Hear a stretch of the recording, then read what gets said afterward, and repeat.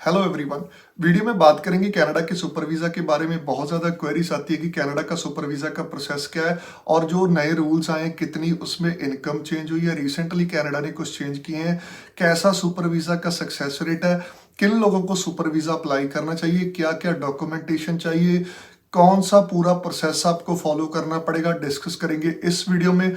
Video को बिल्कुल भी स्किप मत करना और अगर आप हमारे चैनल पर फर्स्ट टाइम विजिट कर रहे हो, चैनल को जरूर सब्सक्राइब करना। किसी भी तरह की वीजा फाइलिंग में हेल्प चाहिए, अपनी प्रोफाइल डिस्कस करना चाहते हो तो नंबर यहाँ पर फ्लैश कर रहा है, you can contact us any time.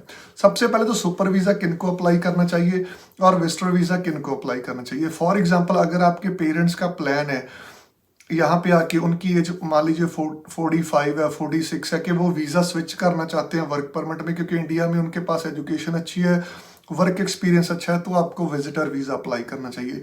अगर आपके पेरेंट्स का कोई प्लान नहीं है, वो आपकी सपोर्ट के लिए यहाँ आ रहे हैं, तो आपको सुपर वीजा अप्लाई करना चाहिए। विजिटर वीजा में बेसिकली क्या होता है कि आपके पेरेंट्स 180 डेज तक रह सकते हैं, बट सुपर वीजा में आपके पेरेंट्स 5 साल तक कनाडा में रह सकते हैं। कौन कौन से डॉक्यूमेंट रिक्वायर्ड है और जो रिसेंटली कनाडा ने इनकम में चेंज किया है वो क्या है और कैसे आपको ध्यान रखना है। सबसे पहले तो अगर आपने अपने पेरेंट्स को बुलाना है, डिपेंड करता है कि आपके सर्कमस्टेंसेस कनाडा में कैसे हैं। फॉर एग्जांपल, अगर आप कनाडा में सिंगल हो, आप पीआर हो, अपने पेरेंट्स को बुलाना चाहते हो, अब डिपेंड करता है कि आपने मदर को बुलाना है या फादर को बुलाना है या किसी ग्रैंड पेरेंट्स को बुलाना है, जैसे दादा दादी हो गया, नाना नानी हो गया, ठीक है, उनमें से।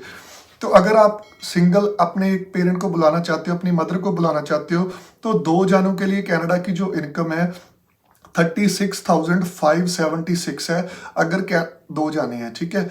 अगर आप अपने पेरेंट्स को बुलाना चाहते हो और आप ऑलरेडी कनाडा में हो, तो आपकी फैमिली में 3 बंदे होंगे, तो इस केस में आपकी income near about 45,000 Canadian dollar होनी चाहिए।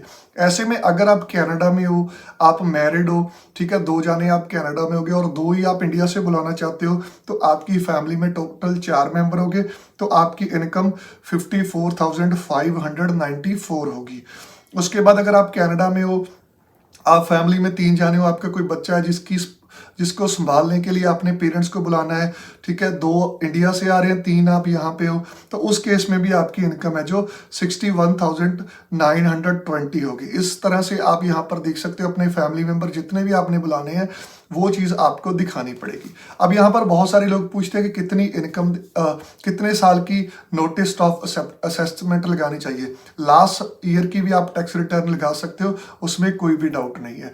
उसके बाद एक मेन इंपॉर्टेंट डॉक्यूमेंट आ जाता है कि मेडिकल इंश्योरेंस आपने परचेज करनी होती है। मेडिकल इंश्योरेंस जिसमें मिनिमम कवर $1,00,000 का होना चाहिए और उसकी वैलिडिटी भी 1 साल तक होनी चाहिए। ये चीज़ आपने बाय करनी है, कनेडियन इंश्योरेंस कंपनी होनी चाहिए, आप और किसी कंपनी से नहीं बाय कर सकते।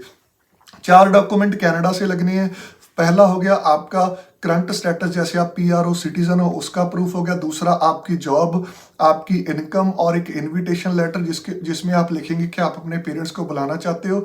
जो आपका ट्रैवल इंश्योरेंस है उसकी वैलिडिटी होनी चाहिए जब से आपके पेरेंट्स ने कनाडा में एंट्री करनी है। फॉर एग्जाम्पल, अभी जून चल रहा है, आपके पेरेंट्स ने 1 सितंबर को आना है, तो 1 सितंबर से लेकर नेक्स्ट 1 सितंबर तक होना चाहिए, फिर जाके आपका ट्रैवल इंश्योरेंस वैलिड माना जाएगा। ये चीज़ होगी। उसके बाद इंडिया से कौन कौन से डॉक्यूमेंट चाहिए, क्योंकि बहुत ज़्यादा लोगों को कन्फ्यूजन है।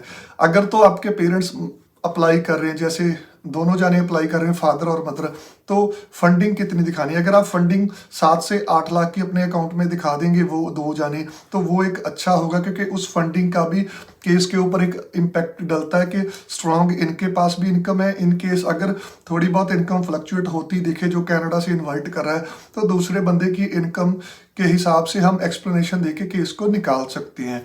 बहुत सारे बच्चों की ये क्वेरी होती है कि हमारे मदर कोई काम नहीं करते हैं, तो वो ज़रूरी नहीं है कि मदर के आप फाइनेंशियल यूज़ करो, आप अपने फादर के फाइनेंशियल यूज़ कर सकते हो, क्योंकि बेसिकली मोर देन 80% या नियर अबाउट 80% जो मदर होती है वो हाउस वाइफ होती है, तो उनके जो कॉमन आईडी प्रूफ्स वगैरह हो गए वही लगने हैं इंडिया से।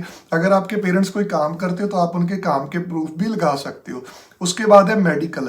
मेडिकल मैंडेटरी है, इस केस में विजिटर वीज़ा में ज़रूरी नहीं होता है, क्योंकि कोई भी वीज़ा है जिसमें वीज़ा की वैलिडिटी मोर देन 6 मंथ हो या मोर देन 6 मंथ आपने कनाडा में रुकना हो, तो उस केस में कनाडा मेडिकल एग्ज़ाम लेता है। ये सभी चीज़ें कलेक्ट करके अच्छी एप्लीकेशन बना के आपने हाई कमीशन में सबमिट कर देनी है, और उसके बाद आपके बायोमेट्रिक होने हैं। इसकी वीज़ा फीस है जो हाई कमीशन की फीस $100 है।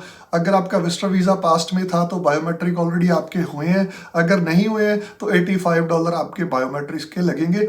और आपका जो डिसीजन, अगर मैं करंट टाइम की बात करूं, रिसेंटली हमारे 2 सुपर वीज़ा आए हैं तो उनको ऑलमोस्ट 40 to 50 डेज लग गए। इस समय अगर आप अप्लाई करेंगे तो 2 मंथ का टाइम आप मान के चले। ये है पूरा कंप्लीट प्रोसेस सुपर वीज़ा का। फिर भी आपको कोई हेल्प चाहिए वीज़ा अप्लाई करने में, हमारा नंबर यहाँ पर फ्लैश कर रहा है, आप हमें कॉन्टेक्ट कर सकते हो। Thank you.